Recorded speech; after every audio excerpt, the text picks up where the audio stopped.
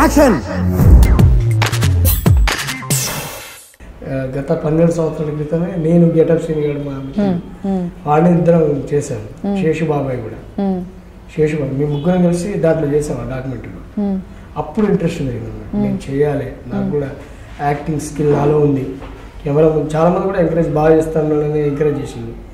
అట్లా ఆ రకంగా నేను కూడా సినిమాలో చేస్తే బాగుంటుందని నాకు ఆలోచన. గెటప్ శ్రీని మీ ఫ్రెండ్ అని చెప్పారు. ఎట్లా ఫ్రెండ్? అట్లా పరిచయ మీ హైదరాబాద్ వచ్చినప్పుడు పరిచయం అయ్యారా?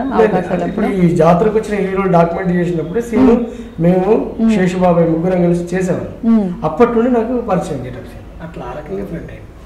అంటే యాక్టింగ్ పర్పస్ ఈ సినిమా ఈ రంగం దీని ఈ టీవీ రంగం దీని పరంగానే ఫ్రెండ్. అప్పుడు కలిసి ఇంకేమైనా చేశారా మీరు? అది డాక్యుమెంటరీ కాకుండా అక్కడ చేశాక నేను సీను ఇద్దరం విడిపోయాను.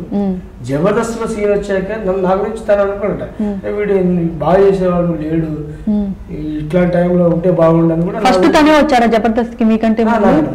సీనే శ్రీను అనుకున్నాక తర్వాత నేను బొబ్బిలి సురేష్ అనే నా మిత్రుడు మ్యూజిక్ చేస్తాడు. ఇప్పుడు పున్నామా బతుకమ్మ చాలా పాపులర్ సార్. నీది నాది ఒకే కదా సినిమా, పేపర్ బాయ్లు, ఆర్ఆర్, చాలా సినిమాలు ఉన్నాయి. చాలా అద్భుతమైనటువంటి మ్యూజిక్ డైరెక్టర్ తాను. మన వేణు వండర్స్ వేణుగా మన టిల్ వేణున్న జబర్దస్త్లో 2015లో ఆ వేణున్న వాళ్ళ అమ్మది ఒక చిన్న డాక్యుమెంటరీ చేస్తుంటే దానికి ఒక సాంగ్ అని ఇచ్చాడు డాక్యుమెంటరీకి. ఆర్ఆర్ సాంగ్ అందించాడు. అయితే వేణున్న అడిగాడు, మన ఏరియాలో ఎవరైనా మంచి ఆర్టిస్టులు ఉన్నారా సురేష్ అంటే, నన్ను తీసుకొచ్చి అందరికి పరిచయం చేశాను.